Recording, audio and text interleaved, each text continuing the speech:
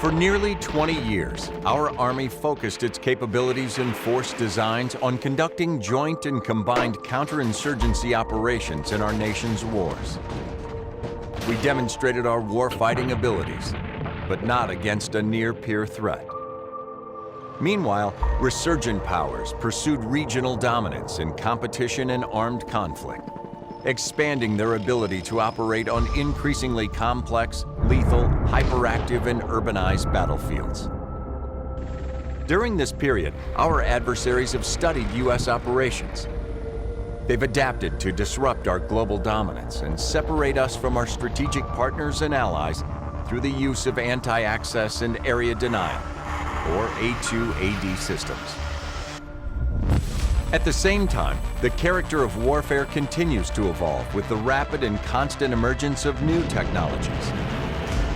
As these technologies mature and become weaponized, they have the power to revolutionize the battlefield like never before.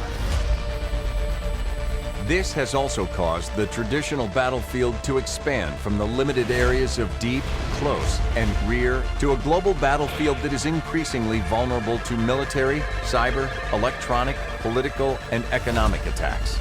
Our Army must adapt to meet the new challenges presented by multiple layers of standoff, enhanced by global effects of cyber and space. The concept for the U.S. Army and Multi-Domain Operations 2028 is the first step in this evolution. Conducting multi-domain operations requires three core tenets: calibrated force posture, multi-domain formations, and convergence. Calibrated force posture is the combination of forward presence forces, whether permanent or rotational, expeditionary capacity, national capabilities, and authorities. Multi-domain formations possess the capacity, capability, and endurance necessary to operate across all domains to pose multiple dilemmas against a near-peer adversary.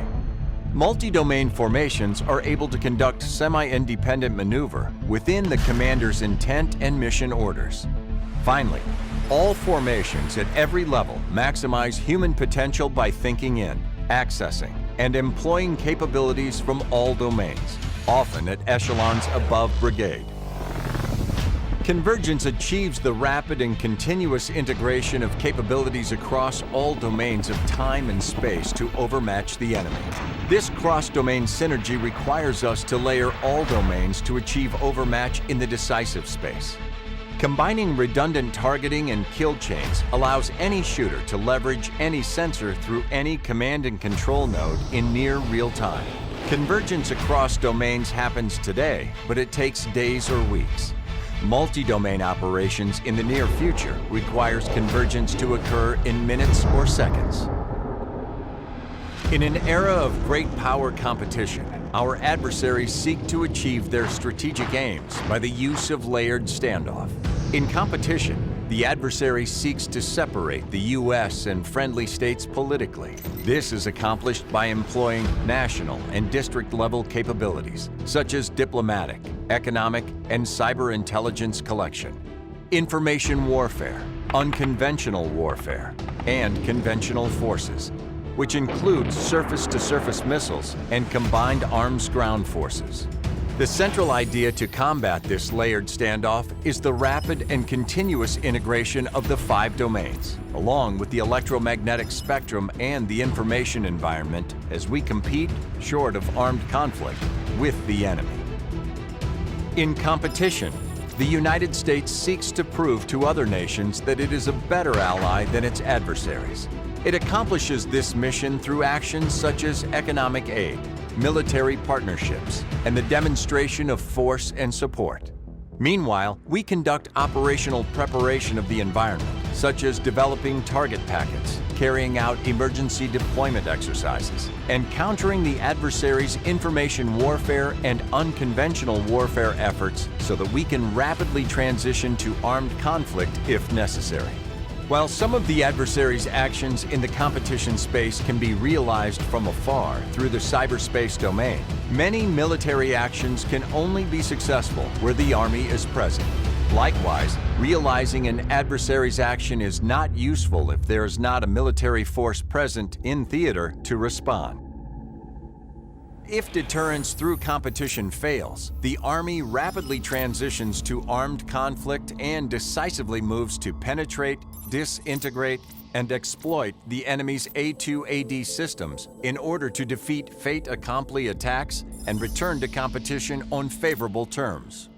Leveraging the work done during competition, it penetrates these systems by neutralizing the enemy's long and mid-range systems, such as disabling a navigation and positioning satellite, or directing a kinetic strike on a communications node. It accomplishes this while maneuvering from strategic and operational distances. The Army disintegrates the enemy's A2AD systems across the battlespace to further defeat their layered standoff capabilities, prevent them from reintegrating their remaining resources, and disrupt their freedom of movement. Convergence also complicates the enemy's attempts to conceal and defend its systems by providing the joint force with redundant options for simultaneously attacking the adversary's vulnerabilities across all domains. It exploits the joint force's resulting freedom of maneuver to physically, virtually, and cognitively isolate the enemy's subordinate elements and allow friendly forces to achieve overmatch. The Army then returns to competition for long-term deterrence and an improved security environment shaped by the success of the conflict and maintains a strategic defense. The U.S. Army in Multi-Domain Operations 2028 concept describes the fundamental changes needed to address the emerging challenges of the 21st century. This concept is not the final answer. It will be refined and updated through real-world operations, experimentation, and exercises, as well as input from other services, allies and partners, and even our adversaries. Our Army must continue to adapt and evolve to ensure it can deter, fight, and win on any battlefield against any foe, now and into the future.